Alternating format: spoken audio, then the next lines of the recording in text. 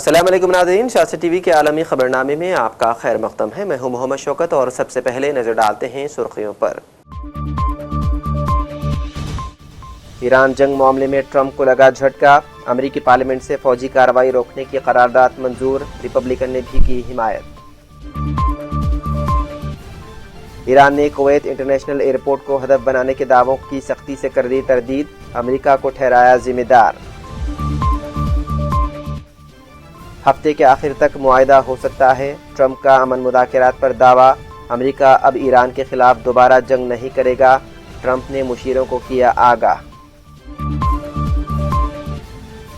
شمالی کوریا کا ایٹمی ہتھیاروں کا ایندھن بنانے کے لیے نیا پلانٹ۔ چلی میں طلباء کے پرتشدد مظاہرے، درجنوں زخمی۔ اور تھائی لینڈ کے سابق وزیر اعظم تھاکس شنواترا کو ملی شاہی معافی، پیرول ختم ہونے سے قبل ہی مل گئی رہائی۔ تو ناظرین، یہ تھی سرخیاں، بڑھتے ہیں خبروں کی تفصیل کی جانب۔ امریکی ایوان نمائندگان یعنی کہ ہاؤس آف ریپرزینٹیٹیو نے ایران کے خلاف جاری فوجی کارروائی کو روکنے سے متعلق جنگی اختیارات قرارداد کو منظوری دے دی ہے۔ یہ فیصلہ صدر ڈونلڈ ٹرمپ کے لیے بڑا سیاسی جھٹکا مانا جا رہا ہے، کیونکہ کچھ ریپبلکن اراکین نے بھی ڈیموکریٹکس کا ساتھ دیا۔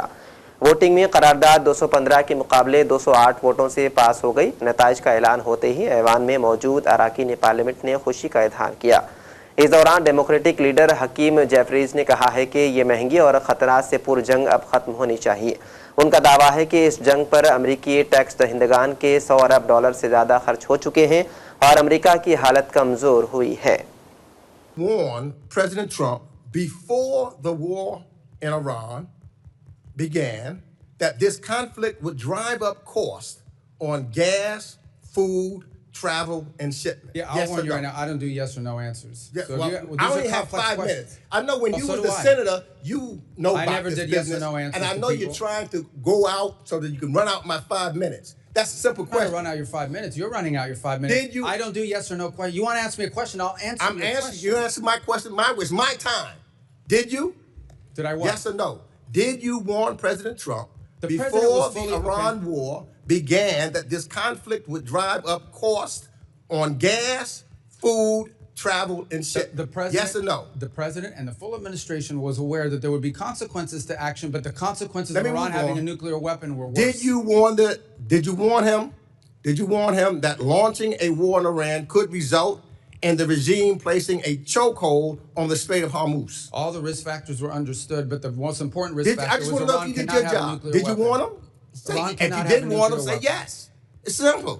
Everyone was aware of what Iran might Did you do in warn him? retaliation. I'm asking you a second. Did you Everyone warn him? was aware. Don't of want to what answer that. Let Iran me ask you would the next do. question. But the worst part is Did that you they warn can't the have a president that launching U.S. strikes against Iran would result in retaliatory attacks on U.S. allies, partners, and Americans living or working in the Middle East? Everyone Yes understood or what no? Iran would do in response. Did you warn them? We were prepared for any response that You they warn- came out with. Okay. We knew it. Just want to make sure. But they can't have a nuclear So weapon. you're saying you warned them? Did you warn the president that the personal stock purchases and companies profiting from the war that he launched could present a conflict of interest? I'm not aware of the president's stock purchases. I don't deal in that, and I don't even know what you're saying is true. Well, we know that because it is made public what his stock purchases were. You say so. I don't read the president's All right, so- financial disclosure, but I don't believe that to be true. Well, I think then the president should be more transparent. Secretary, because these are basic questions that I'm asking you, and to be transparent with the American people. This is what this is all about, the transparency. So, for example, when you go and look at some of your statements that you made in regards to Cuba, I only have 58 seconds left, and I'd love to get it, but you talked about Gaisa, who was controlling the military and what's taking place there, and that they have the opportunity to benefit while the Cuban people are suffering. So what we're seeing here now, the one person that's benefited from this war by his purchase of stocks, him and his friends, they have made billions of dollars while the American people are suffering. You've accused, and I agree,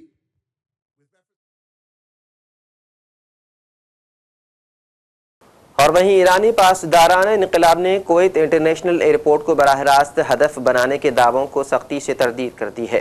Al Jazeera کی report کے مطابق ایرانی پاسداران انقلاب کے ترجمان نے ان دعووں کو مسترد کر دیا کہ ان کی افواج کویت انٹرنیشنل ایئرپورٹ کے مسافر ٹرمینل کے ایک حصے کو نقصان پہنچانے والے حملے کی ذمہ دار ہے۔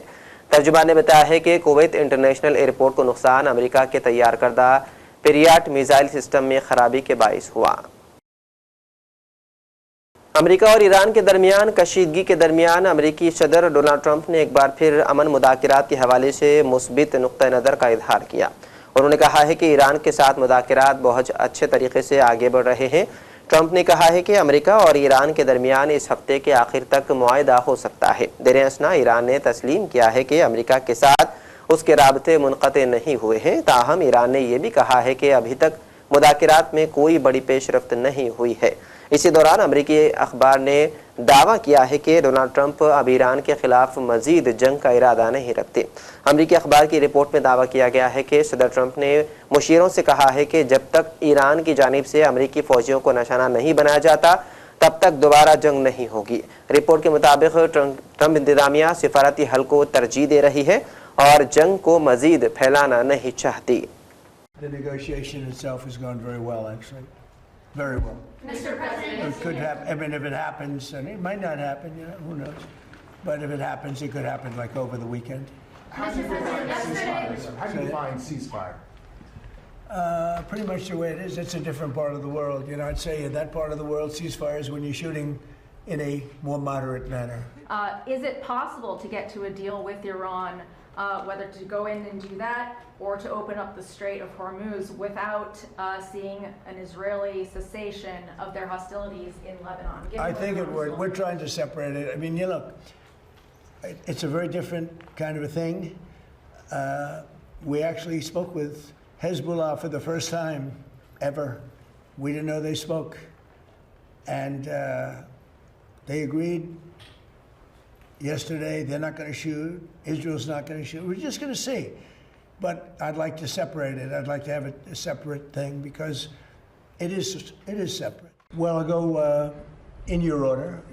Anything can happen, you know, when you're dealing with Iran, but when you're dealing with other countries. But that's a very volatile part of the world, probably the most volatile part of the world. The people are volatile, the leadership, you see what's going on. We've gone through 3 teams of leadership. It's been we're military. There's never been a military like what we have. We could go another 2-3 weeks and just wipe everybody out. I'd rather not do that. Very easy to do. They're ready to do it. They want to do it. But if we can get something down in writing which will accomplish the same thing without killing everybody, I'd like to do that. Most of my people, I think, would like to do that. Some people wouldn't, but most of them would. But we had to take a detour as far as wishes for, and I'm very proud of that detour, you know. Israel, hey, look, they've been a great partner. Bibi Netanyahu has been, for me, a great partner. For other people, not so good. For me, he's been very good. We were very effective, what we've done. And they needed us. They couldn't have done it without us. Couldn't have even come close. And they needed us. And they got us to help them with a real problem, because Iran was a real problem, a big problem, a worldwide problem, because they wouldn't have stopped with Israel. They would have blown up the Middle East. And you saw that by the rockets.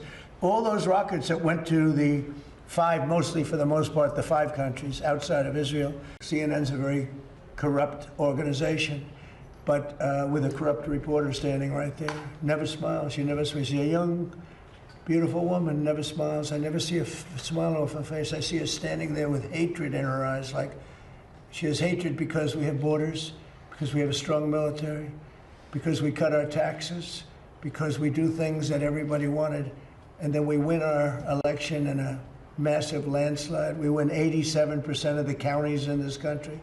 Nobody's ever heard of a thing like that. اور وہیں ایرانی وزیر خارجہ عباس عراقچی نے کہا ہے کہ امریکہ سے رابطے منقطع نہیں ہوئے اور دونوں ممالک تبادلے کیے گئے ہیں متن کا جائزہ لے رہے ہیں۔ لبنانی ٹی وی کو دیے گئے انٹرویو میں عباس عراقچی نے کہا ہے کہ ایرانی افواج امریکی استعمال کے مقامات پر دفاعی کارروائیاں کر رہی ہے۔ ایران کسی بھی دشمنی کے اقدام کا فوری اور فیصلہ کن جواب دے گا۔ شمالی کوریا نے آج ایک نئے پلانٹ کا انکشاف کیا ہے جو ایٹمی بم کے ایندھن تیار کرے گا۔ ملک کے حکمران کم جونگ ان نے اعلان کیا ہے کہ ملک اپنی ایٹمی قوت کو انتہائی تیز رفتاری سے بڑھانے کا منصوبہ رکھتا ہے۔ جنوبی کوریا کے جوائنٹ چیف آف اسٹاف نے اس مقام کو یورینیم افزودگی کا پلانٹ قرار دیا اور کہا کہ وہ امریکہ کے ساتھ مل کر شمالی کوریا کی ایٹمی سرگرمیوں پر نظر رکھے ہوئے ہیں۔ مزید تفصیلات فوری طور پر جاری نہیں کی گئی۔ ڈنمارک کی وزیر اعظم میٹے فریڈرکسن نے مسلسل تیسری بار اپنے عہدے کا حلف سنبھال لیا ہے۔ اس موقع پر وزیر اعظم نریندر مودی نے انہیں مبارکباد پیش کرتے ہوئے دونوں ممالک کے درمیان تعلقات کو مزید مضبوط بنانے کے عزم کا اظہار کیا۔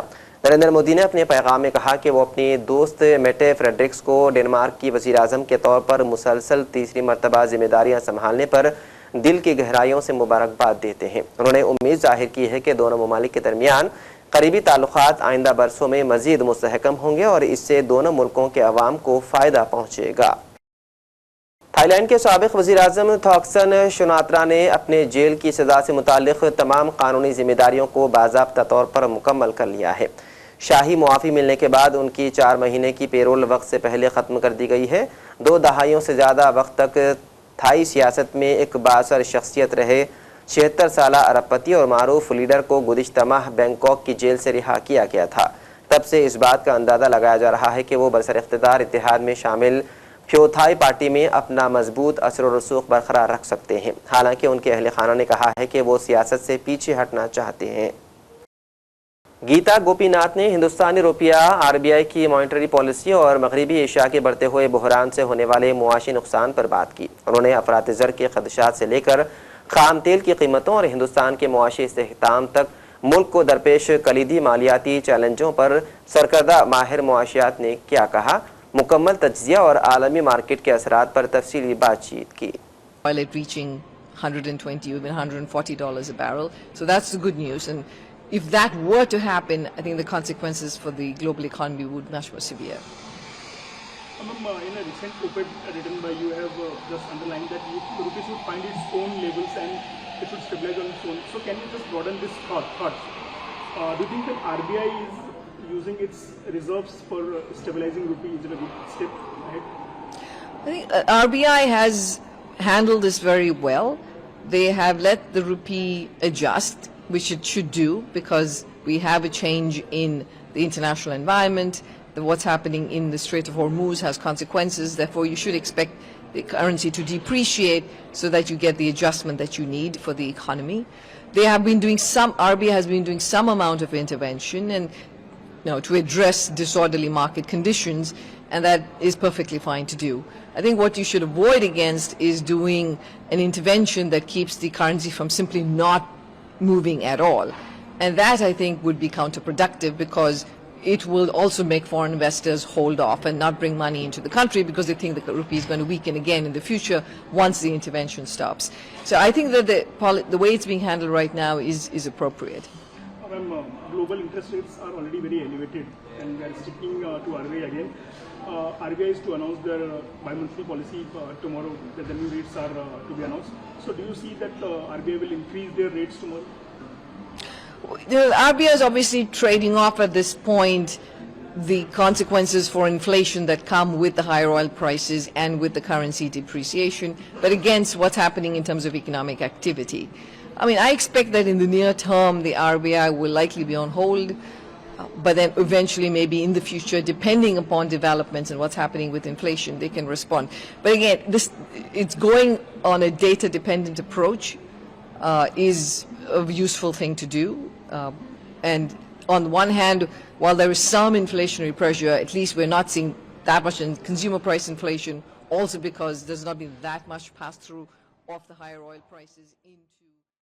ایران کے سابق سپریم لیڈر آیت اللہ خامنائی کی 28 فروری کو موت ہو گئی تھی۔ 3 ماہ سے بھی زائد عرصے کے بعد اب انہیں سپرد خاک کیا جائے گا۔ ایرانی حکومت نے خامنائی کے جنازے کے لیے 3 روزہ سرکاری سوگ اور عوامی سطح پر آخری رسومات کے انعقاد کا اعلان کیا۔